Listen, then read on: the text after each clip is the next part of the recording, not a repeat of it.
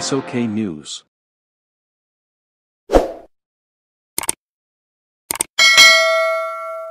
Sabalheri mpenzi mtazamaji popote uliko, na karibu tena kwenye upeo wetu mwingine wa habari za SOK News. Hadi tamati hapa Otieno Kevin ndo langu jina.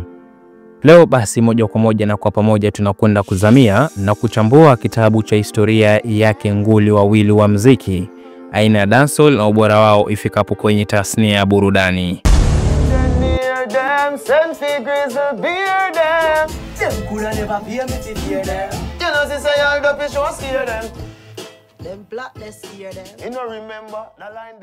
Vybz Kartel pamoja na Popcaan ndio vigogo wawili wa muziki aina ya dancehall kwenye jukwaa la kimataifa na wenye ushawishi mkubwa na umaarufu zaidi, sio tu wanakotokea nchini kwa Jamaica bali hadi pia ulimwenguni kote kiujumla.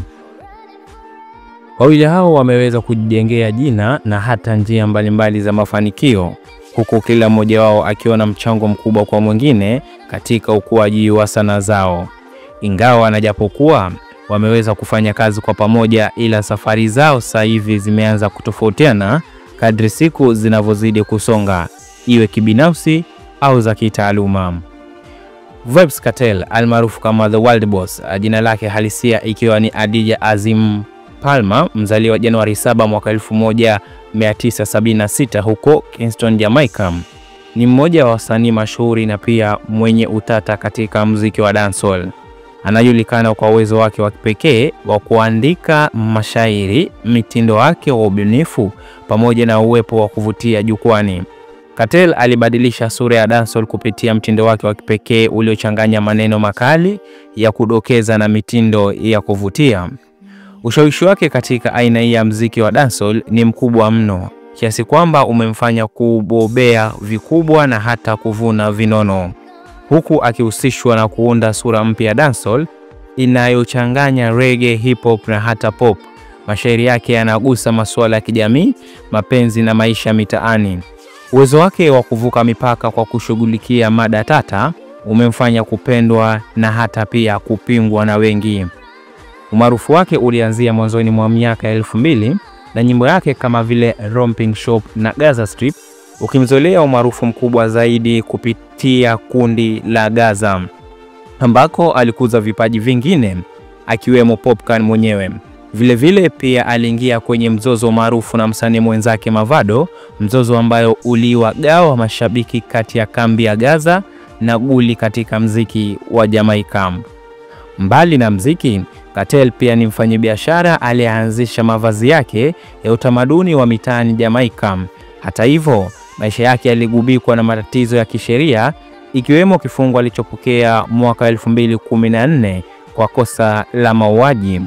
Licha ya kuwepo gerezani, bado alikuwa na ushawishi mkubwa katika muziki na wasanii wengi chupukizi walimtambua kama kielelezo cha mafanikio na hata pia kioo cha jamii.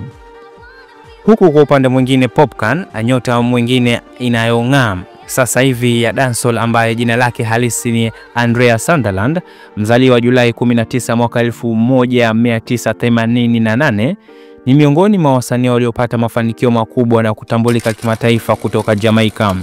Alianza kupata umaarufu kama mwanafunzi wa Vybz Kartel katika kambi ya Gaza, lakini alijitokeza haraka kama msanii wa kujitegemea kwa kutumia sauti yake ya kipekee inayochanganya dancehall, hip hop, trap pamoja na afrobeat.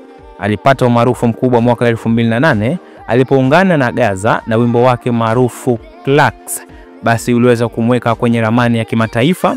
Wimbo huo ulikuwa maarufu sana miongoni mwa vijana kote duniani na mdundo wake wa kuvutia. Kilicho tofauti kwa Popcaan ni uwezo wake wa kuchanganya dancehall na mitindo mingine ya kimataifa. Muziki wake una mvuto mpana wa kimataifa kwa kuchanganya pop, reggae na hata muziki wa kielektroniki. Ushirikiano wake na mastaa wa dunia kama vile Drake, French Montana, Davido pamoja na J Balvin umemwezesha kuimarika kimataifa. Pamoja na mafanikio yake, basi Popcaan ameendelea kuwa mwaminifu kwa Vybz Kartel, ingawa aliachana na kundi la Gaza ili kuendeleza kazi yake kibinafsi. Bado humtambua Kartel kama mlezi na amekuwa akizungumza kwa heshima kuhusu mchango wake katika mafanikio yake.